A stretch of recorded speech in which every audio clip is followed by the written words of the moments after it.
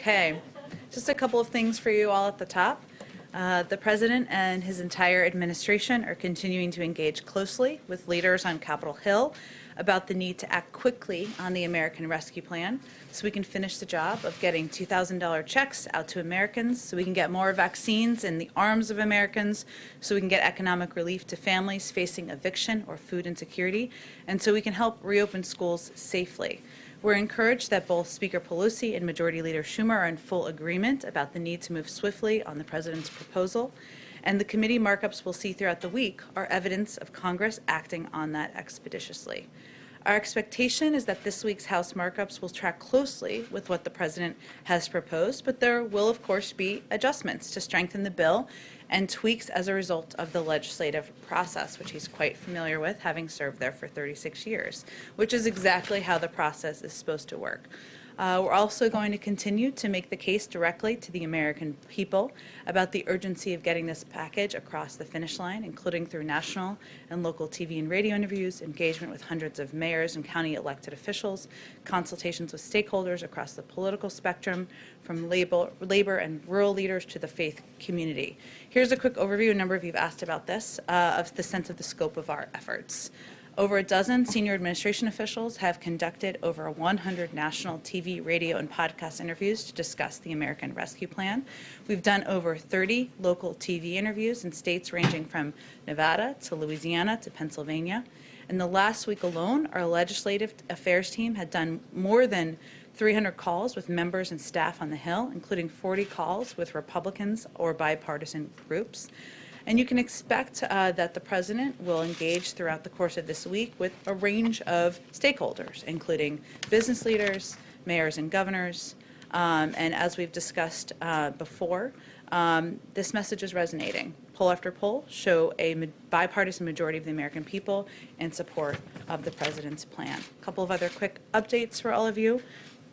Many folks likely noticed, if you all watched the Super Bowl, the President and the First Lady yesterday appeared in a PSA that aired during the pregame show, thanking healthcare workers and addressing the importance of continuing to wear masks and getting vaccinations when it's your turn. This is a good example of how you can expect the White House in the coming months to reach out with critical public health messaging as part of an education campaign, meeting Americans where they are, on their couches, watching the Super Bowl for yesterday, and communicating about the important mitigation steps people can take. As many of you also know, last night during the Super Bowl, President Biden called service members to thank them for their courage, dedication, and service to our nation. He first called troops with Resolute Support Mission in Kabul, and then the USS Nimitz. He then shared via ship broadcasts a message to the nearly 5,000 sailors and Marines who comprise the USS Nimitz crew. With that, let's get to your questions. Go ahead, Alice. Thanks, Jen. I have two. The first is on your favorite topic, impeachment. Does the President have plans to watch any of the trial this week? And does the White House prefer a speedy impeachment trial, or would the President prefer a full airing of the violence at the Capitol and Trump's role in inciting it through things like live witnesses? Well, first, the President himself would tell you that we keep him pretty busy, and he has a full schedule this week, which we will continue to keep you abreast of as soon as we have more details. But we've already announced his plans to go visit the NIH, to go visit the Department of Defense. As I noted, he will be engaging with business leaders, mayors, and governors, and of course, continuing to make the case and have conversations with Democrats and Republicans directly about his hopes and plans for the American Rescue Plan moving forward as quickly as possible. So I think it's clear from his schedule and from his intention, he will not spend too much time watching the proceedings of any time over the course of this week. He will remain closely in touch with Speaker Pelosi, Leader Schumer, a range of officials on the Hill about his plan, and that's exactly what they want him to do, is to remain focused on that. And he will leave the pace and the process and the mechanics of the impeachment proceedings up to members of Congress. Sure. And President Biden said there's no need for Trump to receive intelligence briefings. Has Trump requested any? Has he received any? And is that the official decision, or who is that decision left up to? Well, the President said when asked that there was no need for him to receive them, and he referenced, of course, his erratic behavior, which I think many Americans would agree with him on. He was expressing his concern about former President Trump receiving access to sensitive intelligence. But he also has deep trust in his own intelligence team to make a determination about how to provide intelligence information if at any point the former president requests a briefing. So that's not currently applicable, but if he should request a briefing, he leaves it to them to make a determination. Go ahead. Oh, sorry, I've been meaning to go to Reuters next, so we'll go right to you next. Go ahead. Thank you so much. So you mentioned that there will be adjustments, or there could be adjustments to Sure. the ARP. One component of that was really important as far as the campaign promise was the $15 minimum wage. The president has already signaled that that may not make it into the full package. How important is that measure still to the White House, and how will you get it done?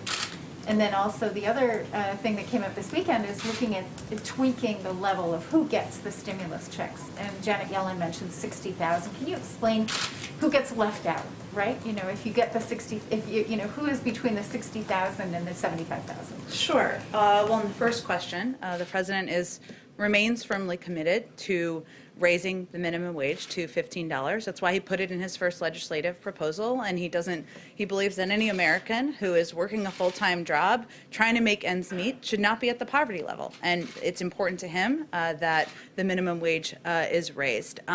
He was referring this weekend to, as you noted in your question, the parliamentary process. Obviously, it's the most likely path at this point is through a reconciliation process. There is a parliamentarian who will make decisions about what can end up in a final package. And that was certainly what he was referencing in his comments. In terms of what the options are, we'll see what the parliamentarian decides, and then we'll see what additional options are, but we're getting a little ahead of where we are at this point in the process. I'm sure we can continue to have a discussion about it in here. And then say your second question one more time. 60,000. Sure. Well, one of the pieces that the president has talked about is his openness to engaging and having a discussion about what is called, kind of the unofficially called, I guess, the scale up, right? So his proposal, as you know, had proposed $1,400 checks to make the $2,000 whole. He had proposed kind of a threshold. There's a discussion right now about what that threshold will look like. A conclusion hasn't been finalized. That will be worked through Congress. But either way, his bottom line is that families making $275,000, $300,000 a year may not be the most in need of checks at this point in time. But whatever the threshold is, there will be a scale up. So his view is that a nurse, a teacher, a firefighter who's making $60,000 shouldn't be left without any support or relief either. It's just a question of sort of where the scale up looks like, what it looks like in a final package. But it's still being negotiated at this point in time. Jen, if I could just ask you on the $15, you know, it doesn't make it much harder to get it through if you don't attach it to this COVID relief bill. I mean, does that really, and then the CBO is saying that, in fact, if you did go through with it, that you know, it would lead to a 0.9% reduction in the number of jobs. Well, I heard about the CBO score as I was walking out here, so I haven't talked with our economic team about that specifically. And at this point in time, it's still working its way through the process in Congress, and the parliamentarian still has to make a determination about what will be in a final package. I promised I'd go to you first. Thanks, Jen. Next, I should say. Go ahead. Thank you. I have a couple questions on COVID, but I wanted to start with Iran. Sure. President Biden said that the U.S. would not lift sanctions first and that Iran would have to stop enriching uranium before negotiations could resume. But since then, the Supreme Leader has said that the U.S. has to act first and roll back sanctions in order to re-engage. Is this a non-negotiable point for President Biden? And if so, how do you get out of this stalemate? Well, just to be very clear, the president never said that exactly. It was stated by the interviewer, Norah O'Donnell, who did the interview, and he didn't respond to the question. So the president's position is that if Iran comes back into full... I think if we were announcing a major policy change, we would do it in a different way than a slight head nod. But overall, his position remains exactly what it has been, which is that if Iran comes into full compliance with its obligations under the JCPOA, the United States would do the same, and then use that as a platform to build a larger and stronger agreement that also addresses other areas of concern. And that would, of course, be done with our P5+1 partners, as it was done when we were putting together the JCPOA in the first place. So what's the response response to Iran's argument that it was actually the U.S. that violated the JCPOA by abandoning it, and therefore it's the U.S.'s burden to re-engage? Well, those were actions of the former administration, as you know, and President Biden, of course, was a part of an administration that were advocating for the plan to be put together to begin with. But I think his position, the position of our national security team, and the position that he's been in discussion with our partners about, or I should say conveying to our partners, is that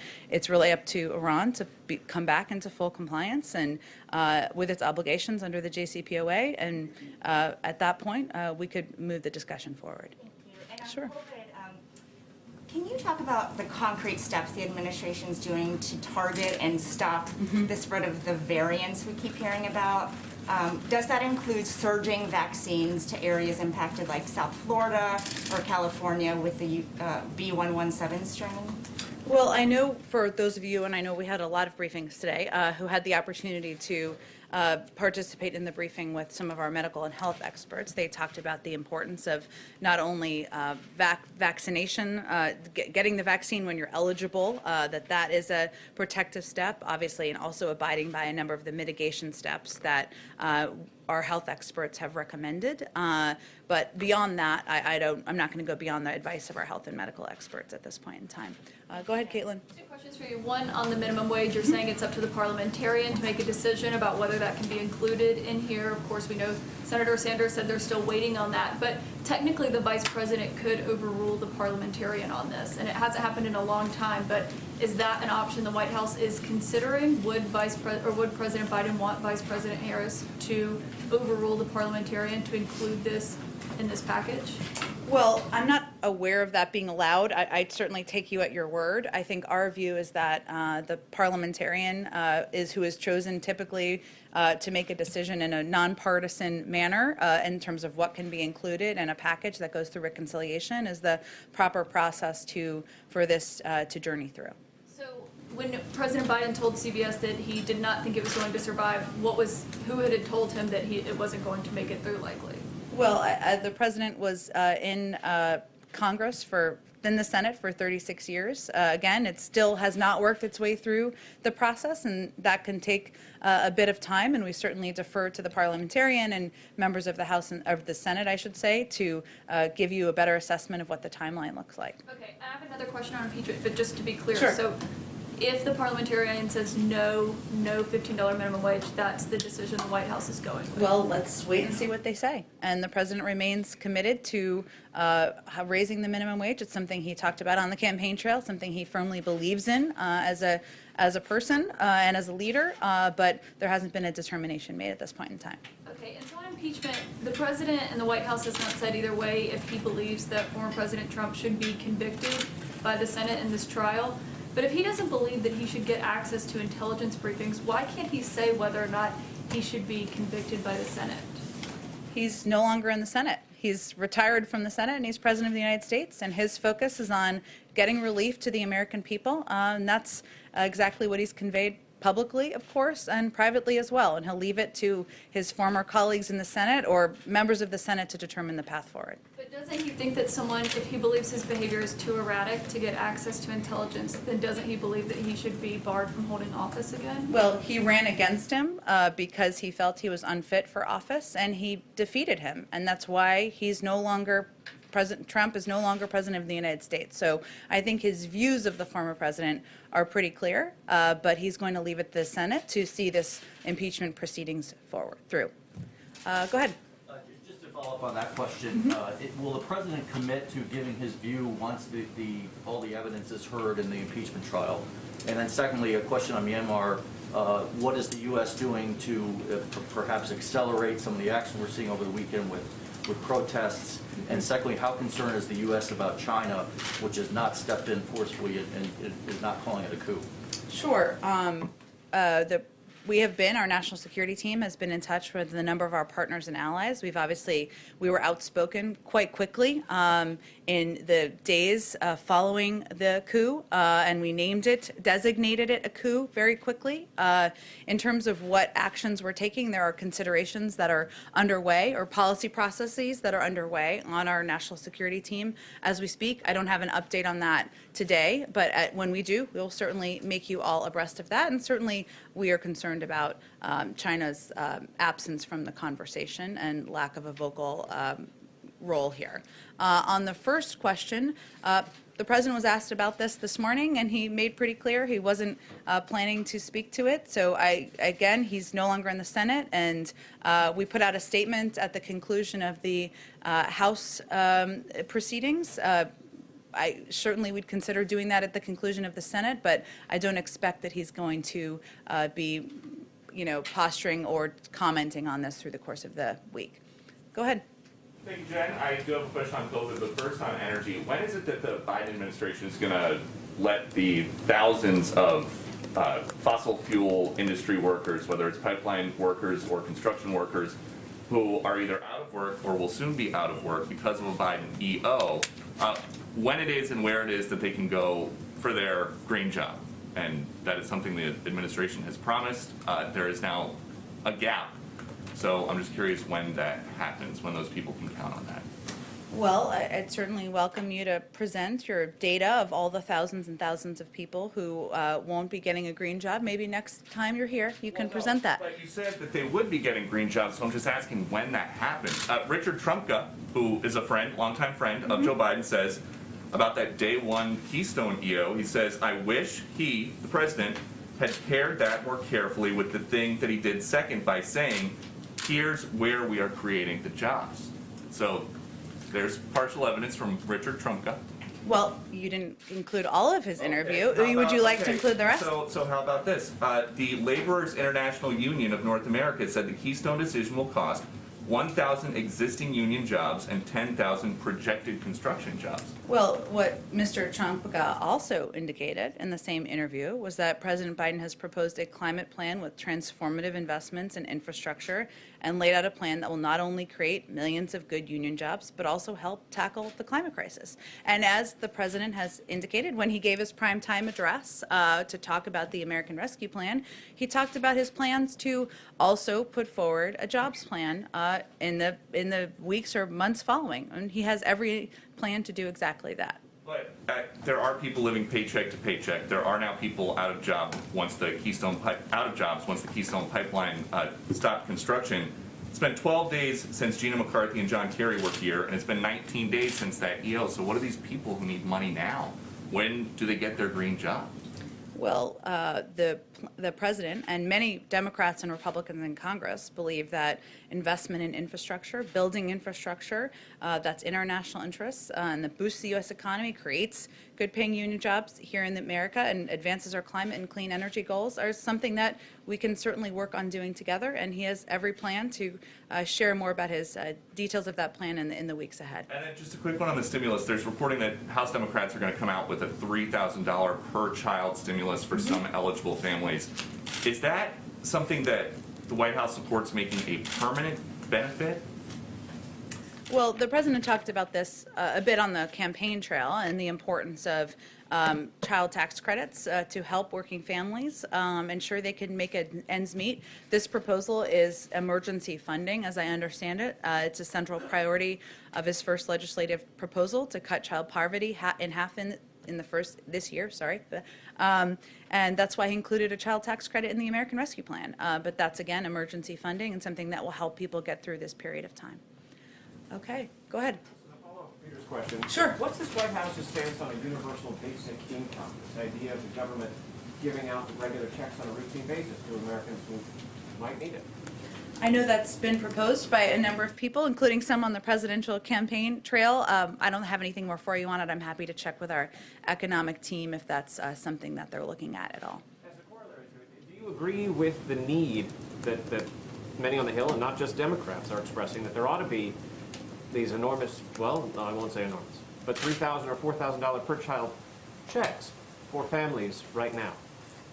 As I tried to just indicate, I mean, the president supports the proposal that Representative Neal and others have put forward to ensure that there is money in the package that helps bring relief to families in the form of a child tax credit. That's something he certainly would support. Go ahead. Thanks, Jen. I have two questions. One of the other things that Secretary Yellen said yesterday is that the president is open to a mandate on family leave and child care. Is there a timetable on that?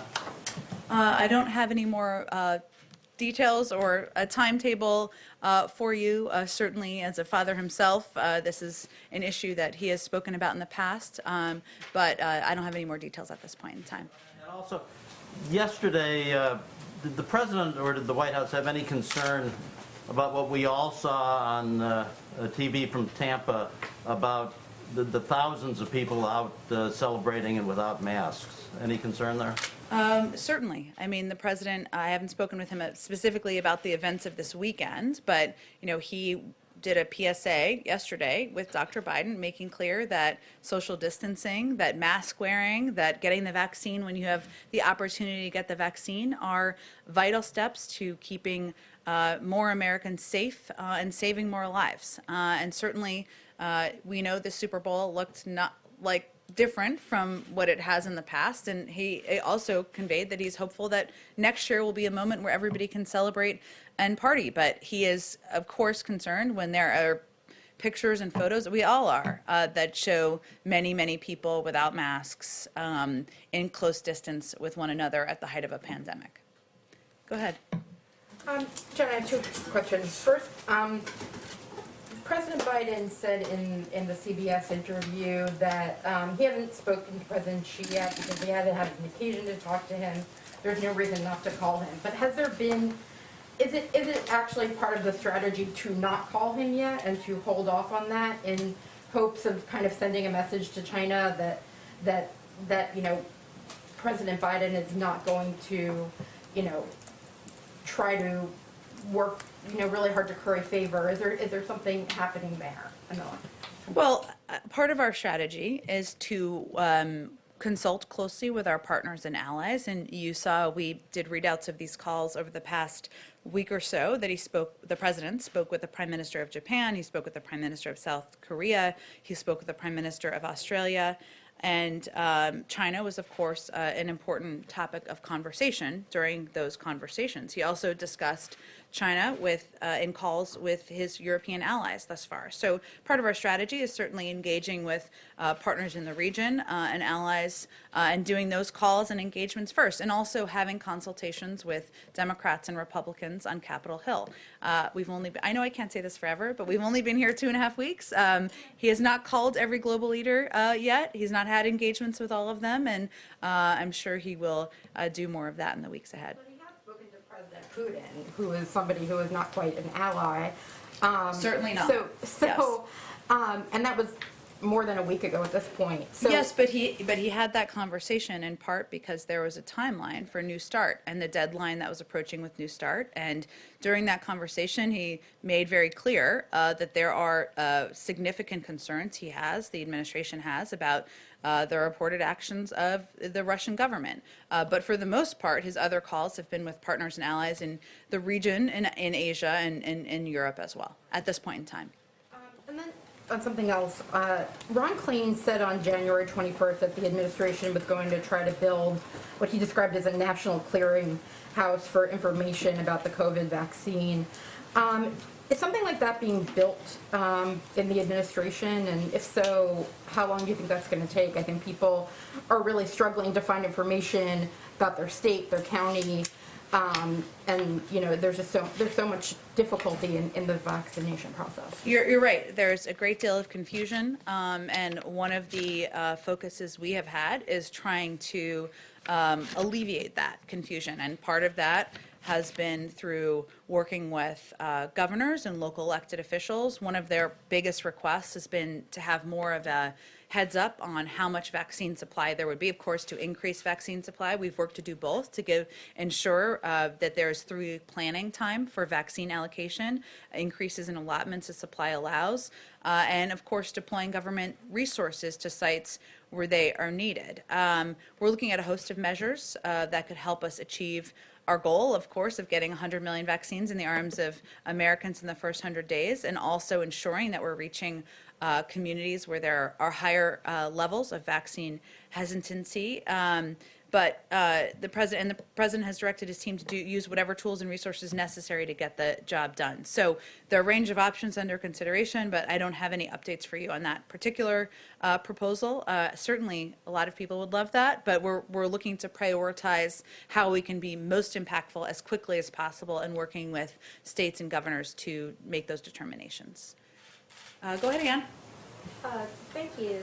Back on impeachment, you mentioned that the president will be in close contact with Senator Schumer. Do you expect that to be daily? Have they, for example, have they spoken since he's gotten back from Delaware? Will that be a regular way that the president is briefed on the progress of the impeachment trial? I don't expect that would be a primary topic. I actually expect it would be more about the American Rescue Plan and progress being made on that front. There are, of course, markups happening this week, more on the House side, and the president has remained in close touch with Speaker Pelosi and Leader Schumer very regularly over the course of the last few weeks, and I expect that would continue.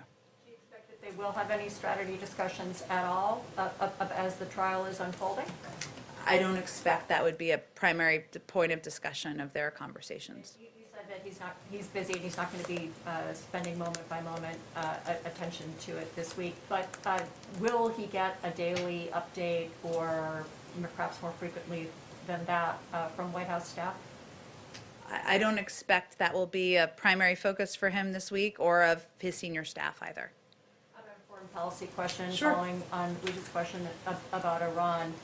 When the president ruled out dropping U.S. sanctions, immediately he didn't then go on and talk about some of the other strategies that are out there, including, for example, that the United States might drop its objections to Iran receiving an IMF loan, COVID-related IMF loan. There are a couple other ideas that would allow Iran to get some economic benefit that would not be sanctions and maybe grease the wheel for negotiations. Does the president have a view on those strategies, and were they part of the discussion at the principals meeting on Friday? I'm not going to read out a principals meeting, which was primarily focused on a range of issues in the Middle East. Of course, Iran was a topic of discussion, or was expected to be a topic of discussion. I think during the interview, the president was asked about whether he would roll back sanctions, and he conveyed no, that the ball is in Iran's court. It wasn't a more extensive conversation than that during the interview, and that's long been his position. So that really is the next step in terms of engagement with Iran from here. Ruling it out necessarily, that there might be other ways to sort of help Iran get back to the table that would be short of dropping U.S. sanctions? Well, again, I think his view is that the ball is in Iran's court to come back into full compliance with the JCPOA, and that would be the basis for the United States doing the same, and then using that as a platform to build a longer and stronger agreement. But that is really the next step, in his view, in the process. I have one more very quickly on the post office, if I could. On-time first-class mail delivery dropped to 38% in December of this year from 92% the year before. Does the president have a view on whether the Postmaster General should keep his job, and if he would like to see the Postmaster General removed, would he move to change the makeup of the governing board that could make that happen? Well, as I understand it, there are a number of openings right now on the governing board of the post office, or vacancies, I should say, that would, of course, work their way through a personnel process. I don't think I have anything more on this for you, but I can follow up with our team and see what more we can report out. Go ahead. Back on the subject of the COVID checks, Bernie Sanders said it would be absurd to lower the threshold, the income threshold, and some other Democrats have raised the prospect that doing so could lead to a political backlash, given voters in Georgia were explicitly promised this aid by the president, and they didn't really have any reason to believe that fewer people would qualify for that aid under the Democrats' plan. So I'm wondering if that's something you guys are concerned about, and how you would address that criticism.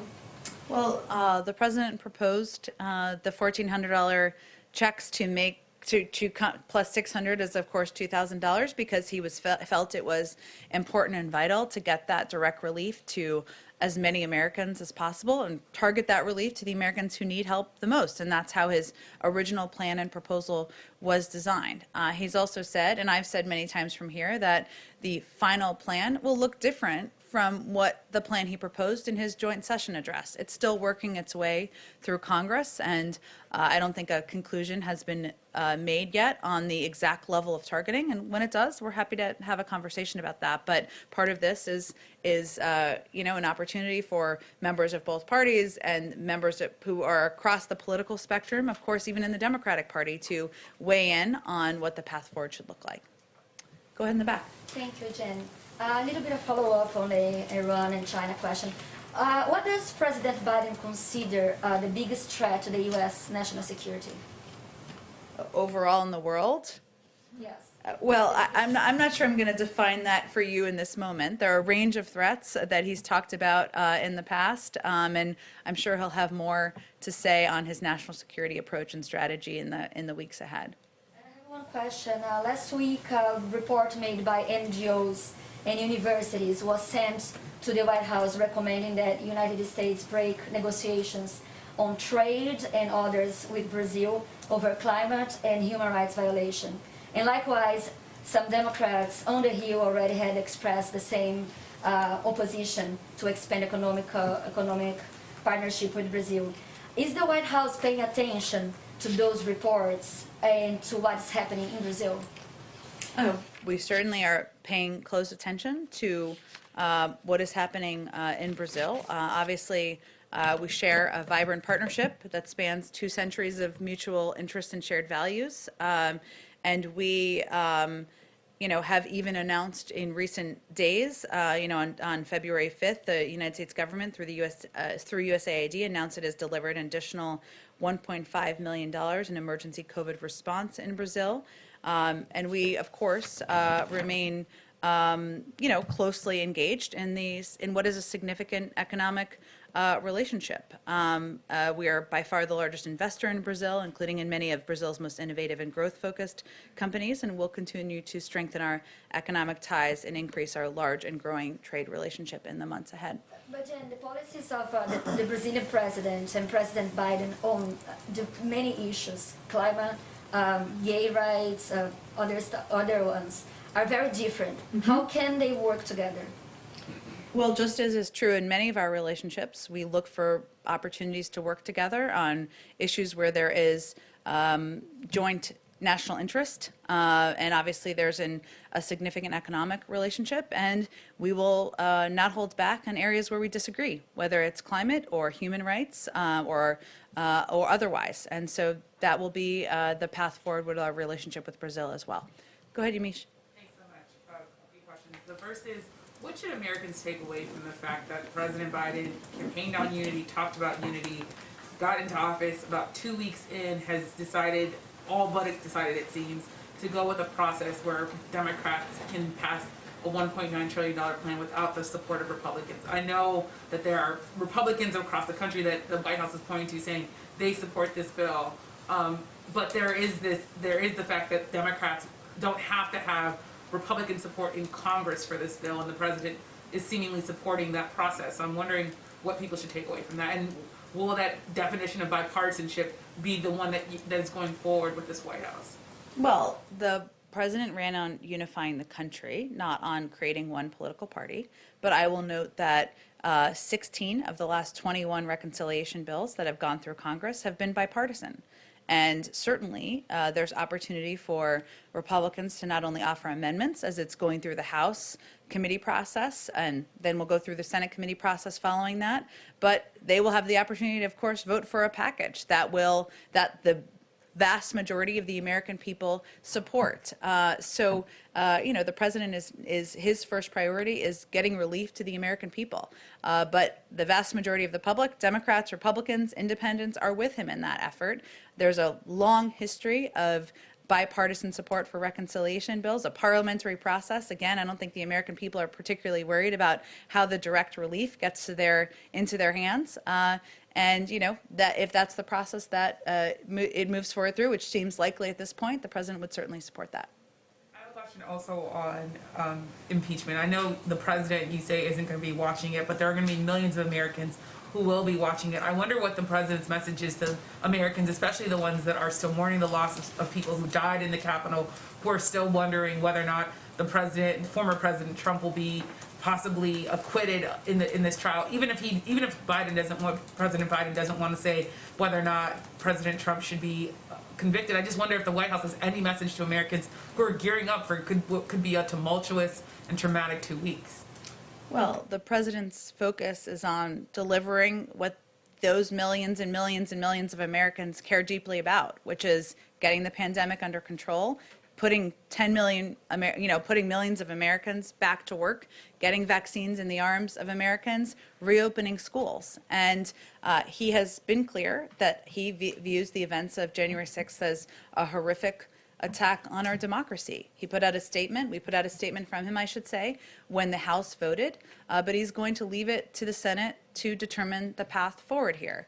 That doesn't change, and his view is that he was elected to deliver on the promises he made on the campaign trail. So that's what he's going to keep his focus on in the weeks ahead. Go ahead. Oh, go ahead, Yamiche. Saying that the GOP can offer amendments, that doesn't mean that they have to listen to them or accept them. So I wonder then if Republicans have to just accept what the Democrats have approved. I just wonder if you could talk a bit more about this definition of bipartisanship, because there is this, I know you're saying that Democrats and are giving Republicans the opportunity, but there's still this idea that Democrats are in 2 weeks in are going it alone.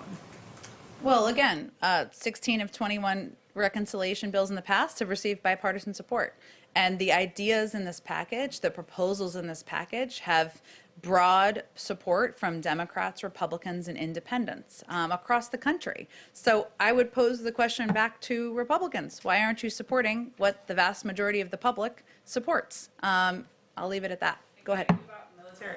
Oh, sure, go ahead. Completely Yes, okay. different, but We can switch topics, it's fine. Go a ahead. completely different topic, which is Defense Secretary Lloyd Austin wrote his first memo on January 23rd that the president had ordered a 90-day commission to pursue solutions to sexual assault in the military. I'm wondering if you could talk a little bit about if that's a White House commission, a defense commission, who picks the commissioners, anything more you can say about that commission that's supposed to be looking at sexual assault in the military.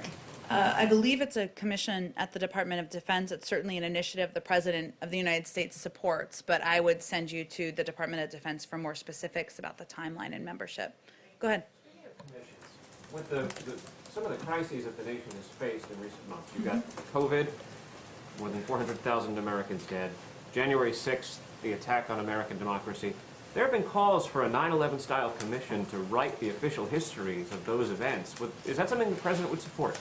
Of the COVID commission? Or 9/11? I'm sorry, or January 6th, rather. A determination of that kind would be made by Congress, as you well know, and his focus at this point in time is on addressing the crisis in this moment, right? Which is ensuring that more Americans get shots in their arms, that we are getting the pandemic under control. There has been a report by HHS looking at the prior administration's handling of the COVID crisis, and we've also not held back in areas where we felt that it was handled in a way that impacted the lives of millions. But at this point in time, our focus is really on getting the pandemic under control, and we'll leave that decision up to Congress. Go ahead. Two quick ones. One, news of the day. Has President Biden reached out to anybody from the Tampa Bay Buccaneers? And if not, is that something that's going to happen today? It's very exciting, the outcome of the Super Bowl, I guess, if you're a fan of the Buccaneers. But We will be inviting, I don't have an update for if it's happened yet, but I do have an update that we look forward to inviting the Buccaneers as well as the 2020 NBA champions, the Lakers, to the White House when it is COVID safe, but I don't know when that will take place yet. Thank you. And on immigration, there's some new reporting that ICE is going to get some new guidance to no longer focus on deporting illegal immigrants who have been convicted of DUI, simple assault, solicitation, drug-based crimes, among other things. And I'm curious how that is in the interest of public safety. Well, first, it's guidelines that would be put out by the Department of Homeland Security, and I'd certainly send you them. They have a confirmed secretary now, but the priority for the enforcement of immigration laws will be on those who are posing a national security threat, of course, a public safety threat, and on recent arrivals. Nobody is saying that DUIs or assault are acceptable behavior, and those arrested for such activity should be tried and sentenced as appropriate by local law enforcement. But we're talking about the prioritization of who is going to be deported from the country. And more broadly, would this be what Biden was talking about in the debate where he said in the Obama administration they didn't do enough to reform the immigration system because he was just vice president, but that if he was president, things would change? Is this the kind of change that he was talking about? Well, I think the kind of change he was talking about was putting forward an immigration bill at a time where modernization of immigration is long overdue, that addresses not only a pathway to citizenship, but puts in place smart security measures and addresses the root causes of these issues in the countries in Central America. So I think that's primarily what he was referring to, but also prioritization, which again would be up to the Department of Homeland Security to ensure our focus is on the individuals who pose the greatest national security threat, is also something he's long supported. Go ahead, Caitlin. Sorry. You seem to be saying this, but I just wanted it to be clear. Yeah. Former President Trump has not requested any intelligence briefings, right? Not that I'm aware of, but I would point you to the intelligence community and the ODNI for more specifics. And to follow up on that, why is there a reason Morgan Muir is no longer leading President Biden's daily intelligence briefings? I believe he's overseeing the process of preparing materials, but I don't have any more details. I'd point you to ODNI on that as well. Okay, so there's no reason you know that he's not leading the in-person briefings. He's assembling the daily brief, Yeah. he's not leading them in person. Which is he a very was. important role to play and very labor intensive, but I would point you to them for more specifics on the briefings and who will be providing the briefings. Go ahead. Thanks, Jen. I have two questions. One's a quick follow on Sure. impeachment. Aside from the particulars of this case, does President Biden think it's constitutional to impeach and convict a former president who is no longer in office? I'm just not going to have any more for you on weighing in on impeachment. I appreciate it's a big story, but our focus is on the American Rescue Plan and delivering for the American people. Got it. I do have a Yeah. COVID crisis related question. Go ahead. Because the attacks in the Asian American community continue to rise, and over the weekend there were some videos that went viral because elderly Asian Americans were really attacked and in a way that is difficult to watch. And I wonder, other than the presidential memorandum, is President Biden going to take any further actions to address this problem, and has he seen the videos? I'm not aware that he's seen the videos, but he is concerned about the discrimination against, the actions against the Asian American community, which is why he signed the executive order and why he's been outspoken in making clear that, attacks, verbal attacks, any attacks of any form are unacceptable, and we need to work together to address them. But obviously, the executive order is something he did very early in his administration, still early, but even earlier, because he felt it was so important to put a marker down. Is there anything more that can be done, like offer DOJ or FBI assistance to local law enforcement authorities? I mean, I'd certainly defer to, we would support, of course, additional action on a local level or federal level, but I would send you to DOJ or FBI for any further specifics on that. Thank you, everyone. See you tomorrow. Thanks, Jen. Thank you.